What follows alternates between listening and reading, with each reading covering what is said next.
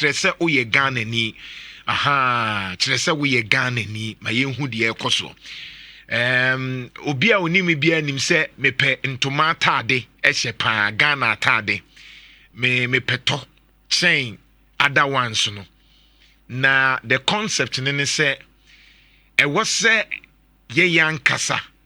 yɛma yɛ ho yɛ asikafo yɛn ne yɛbɛma nkrɔfo ayɛ asikafo ɔman bi akɔ n'anim no ɔma nkrɔfo na ahyɛ da na ɔmo ama ɔma nkrɔfo ayɛ asikafo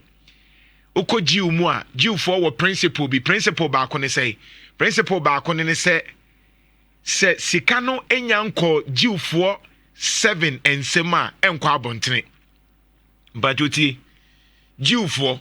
and I'm sure say Middle East Mecca na se for no more sa principle no but me de minim eye jiwfo no Israel for no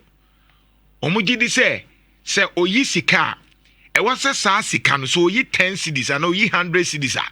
sa sika no e was say ekɔ Ghana Israel for mako 7 nsem ansa na akɔ be foforo de ɔkyerɛ ne sɛ ɔpɛsɛ sika ne ka hɔ na ɔmu meki ɔmu nkrɔfo asikafo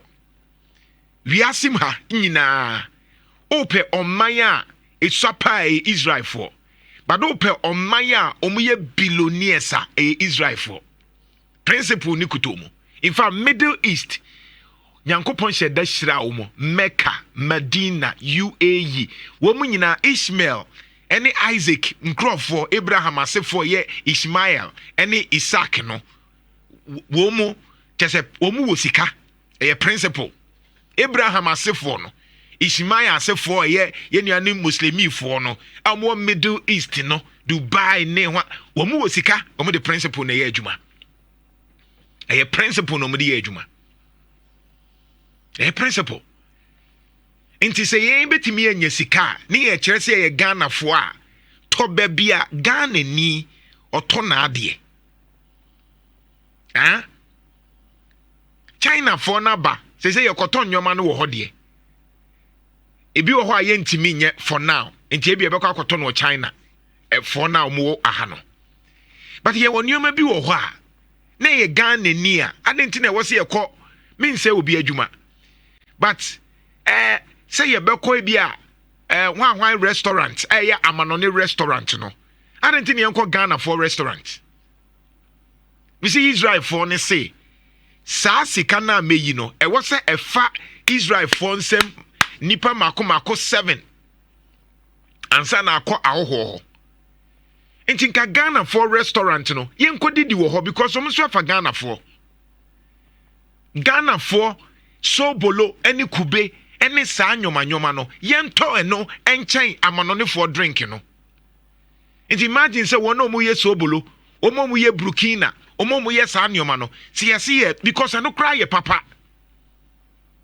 hwe yen ye to koko anopai ye to ye one said still na saa koko wura no oda so eye adwuma because wa fa nkwada ye gusu a ye to waachi ye nananom ne agiafo maton wache na bebresa ama wo manya sika nom de ahwe om nkrofo de oto gobe gari and beans no ye to ya sa ne ye no enti yenye ne sa se Ghana ni ade wo ho a ye patronize ye nto ye ma nipa ne nya sika me ye mfa nkoma abrofo sa no ma ye no